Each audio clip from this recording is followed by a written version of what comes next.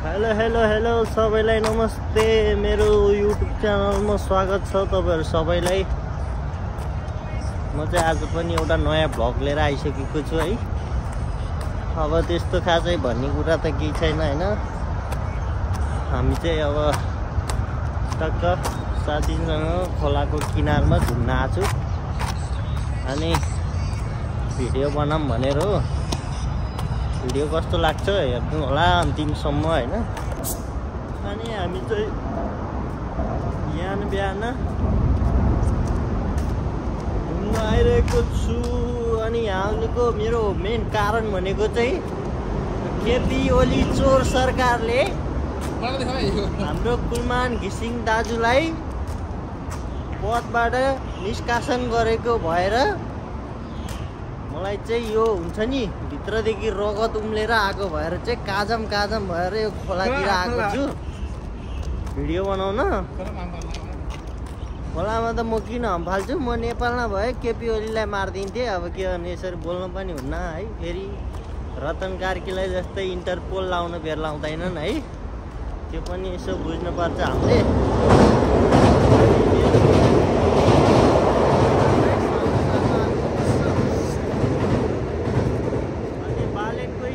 पनि पढे है। अनि त्यो देख्दा चाहिँ अलिकति मनलाई शान्ति आयो। अनि आज नेपालमा भएको दुईटा नयाँ समाचार सुनेर एउटा कुराले रिस पनि उठ्यो। के भयो अनि के भएर आएको के गर्नु। मेरो यस्तो विचारमा कुलमान घिसिङ राजनीतिमा आउन त अब 84 को चुनावमा के गर्नुहुन्छ थाहा छैन। हाम्रो रवि दाईसँग अब फेरि कुलमान घिसिङ त हाम्रो प्रचण्ड भएको हो नि त। फेरि प्रचण्डको बाको भए किन थाहा अब हटाए होइन, तर एकदम रिस उठेको छ। अब के गर्नु। अनि यस्तै छ साथीहरू है। जापान आएको पनि झन्डै 3 वर्ष बित्यो। 3 वर्षमा उपलब्धि केही छैन। अनि यस्तै बेरोजगार भएर डुल्दै जाउँ हामी चाहिँ। बेरोजगार त नभन, काम गर्ने हो। काम गऱ्यो सबै चिर्यो। अनि त्यही भएर कहिले काहीँ चाहिँ हिँड्न पनि पर्छ भनेर चाहिँ हामी चाहिँ हिँड्दैछौँ। अनि जापान आएर धेरै अनुभव पनि गरियो है। धेरै कुरा नि सिकियो, धेरै दुःख पनि भोगियो। धेरै दुःख भोगियो, के भोगियो, के गरियो। अझै के गर्न बाँकी छ है। नेपालमा भन्दा धेरै गाह्रो छ। अब नेपालमा हुनेलाई नि त्यस्तै छ, काम छैन, केही छैन। सरकार हेर्ने चोर जस्तो छ है। त्यही 3टा बुढाको अनुहार हेर्दा वाक्क लागिसक्यो। अब छोड्दा पनि छोड्दैन, मासतिर पनि जाँदैन। अब के गर्नु खै। अब गाह्रो छ। यस्तै म चाहिँ अनि यो ओसाकाको मेरो पछाडि देखिराख्नु भएको छ होला, यो उमेदा भन्ने हो है। उमेदा भन्ने सहरको नाम। भ्यू त खतरा छ होला, देख्न सक्नुहुन्छ। देख्दै हुनुहुन्छ के हो झ्याउ लाग्दो है। यस्तै छ गाइज। कति यस्तै छ भन्नु। अनि जापानमा सबै नाइट काम हान्दै होला नै। अहिले त गएको बिदा छ स्कुल। अनि धेरै पैसा भनेर नि मरिहत्ते नगर है केटीहरू। कहिलेकाहीँ चाहिँ यसो आफ्नो शरीरको नि ख्याल गरेर यसो हिँड्दै गर्नुपर्छ, डुल्दै गर्नुपर्छ। नत्र पछि फेरि त्यही कमाएको पैसा जति सबै हस्पिटलमा तिर्नु पर्ला, छोराछोरी पाउनु पर्ला, बालबच्चा होला, बुढो होला। गाह्रो छ नि। यहाँ ग्यास्ट्रिकले सदा चाहिँ यसरी। यहाँ त जापान भइरहे त आधा पैसा इन्सुरेन्सले तिर्ला भन्ने। नेपालमा तिर्छ। जापान छौन्जेल त 70% त तिर्दिन्छ सरकारले। त्यो पनि आफूले त्यत्रो काम हानेर तिरेको पैसा अलिअलि गरिदिन्छ। नेपाल गएर रोग लाग्यो भने चाहिँ के गर्छौ। केपी बाले जम्मै हालिसकिहाल्यो, देश डुबाइसक्यो। एकजनाको भागमा कति ऋण परिसक्यो थाहा छैन। त्यही भएर एक्सरसाइज गर्नु शरीरलाई मजबुत राख्छ। ये बड़ी अच्छी बात कही है। तर एक्सरसाइज गरेर यहाँ त 100 वर्ष कटेका बुढाहरू पनि एक्सर्साइज गर्न निस्किन्छन्। अनि गामते कुदासाई है मिनासान बिहान बिहान सबैलाई वाहे गोजाइमास है। म चाहिँ टक्क बिहान बिहान यस्तो राम्रो भ्यू देखिने ठाउँमा मर्निङ वाक भन्ने आएको छु होइन। देख्न सक्नुहुन्छ मेरो पछाडिको भ्यू यस्तो राम्रो सहर छ होइन, सबैले देख्न सक्नुहुन्छ। यहाँ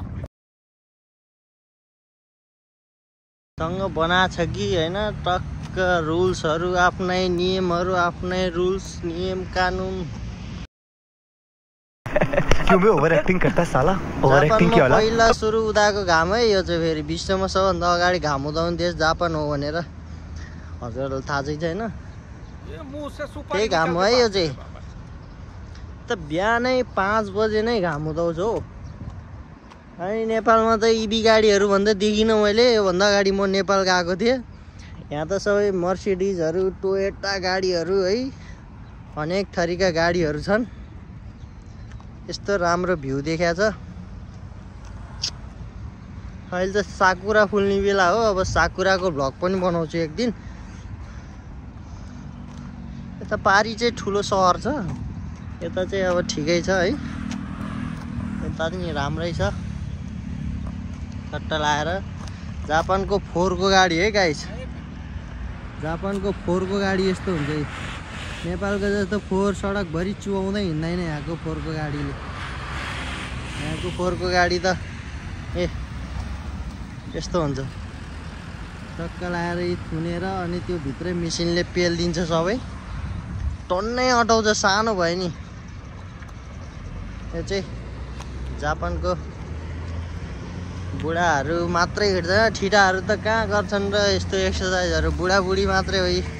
टक्क कुकुरहरू डुलाउँदै हिँड्छन् आफ्नो अनि एक्सर्साइज गर्छन् बुढाबुढी भइसकेपछि।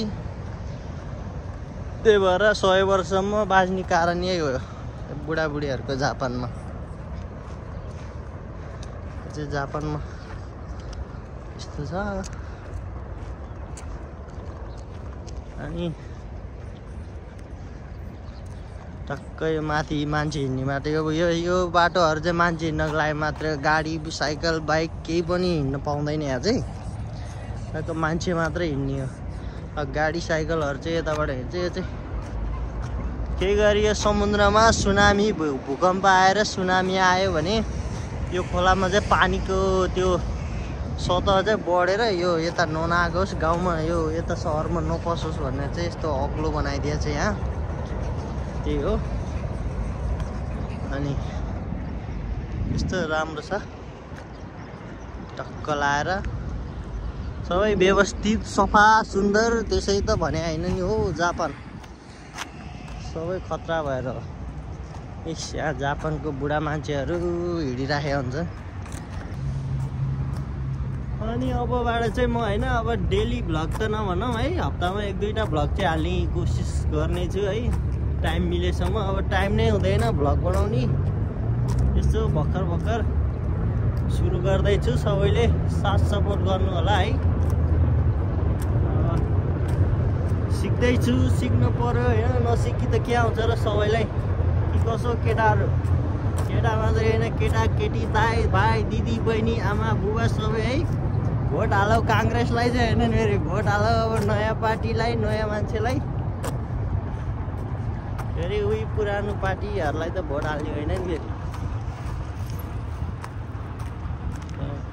अब यहाँ मेरो पछाडि देख्न सक्नुहुन्छ होइन, यसरी कुकुर डुलाउने ठाउँ है।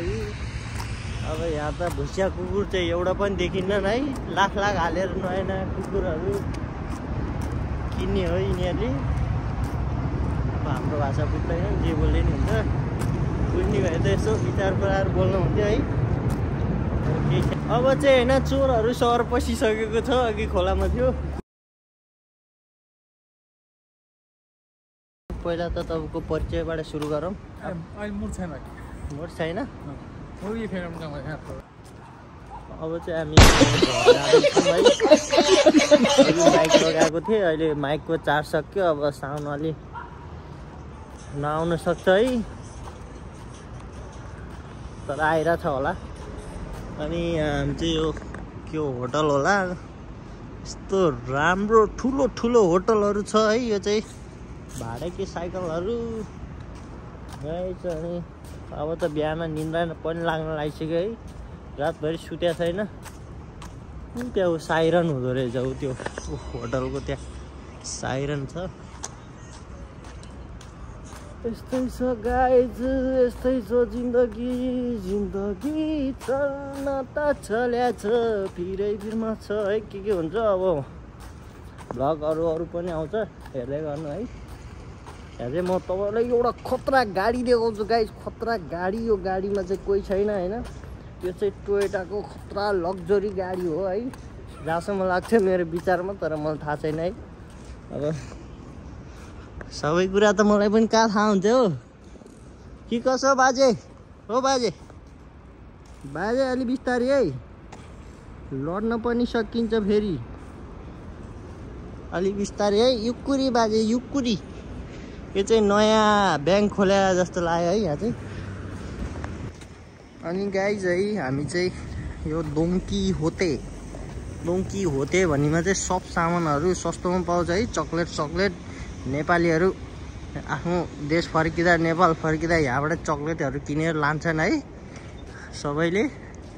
यी यहाँ सस्तो त नभनौँ, जे भए नि राम्रै पाइन्छ। त्यही भएर चाहिँ यसमा सब थोक पाइन्छ कि, नुनदेखि सुनसम्म। अब स्थापनको टेक्नोलोजीको कुरा गर्नुहुन्छ भने त अब यो सडकमा अनेकौँ फोटो खिच्न सकिन्छ है। यो चाहिँ फोटो खिच्ने मेसिन हो।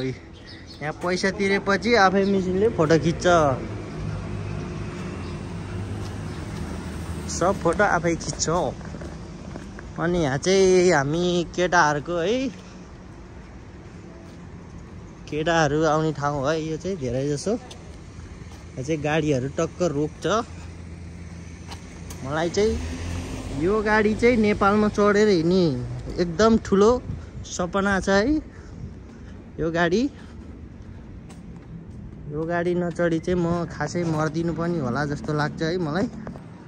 अनि म चाहिँ हिँड्दा घुम्दा न्यू रोड आइपुगिसकेँ है गाइज। यो चाहिँ न्यू रोड हो, देख्नु सक्नुहुन्छ। अहिले चाहिँ बालेनले यो न्यू रोड पनि यस्तो बनाएर रहेछ है। यो चाहिँ इलेक्ट्रिक भेहिकल हो है टोयोटाको। अब गफै त हो है। यो चाहिँ बालेन सिटी यस्तो हराभरा छ यी। बालेन सिटी न्यू रोड, यो चाहिँ न्यू रोड। अब यहाँबाट अलिकति यता गएपछि चाहिँ बसन्तपुर आउँछ है। अनि अब चाहिँ हामी घर जानुपर्ने हुन्छ है। हामी चाहिँ घर जाँदैछौँ। अनि अब गएर सुतेर बेलुका फेरि काममा जानुपर्छ है। जति जे भने पनि काममा त जानु परिहाल्यो। अब अर्को भ्लगमा भेटौँला है। आज चाहिँ सबैलाई बाई बाई गाइज।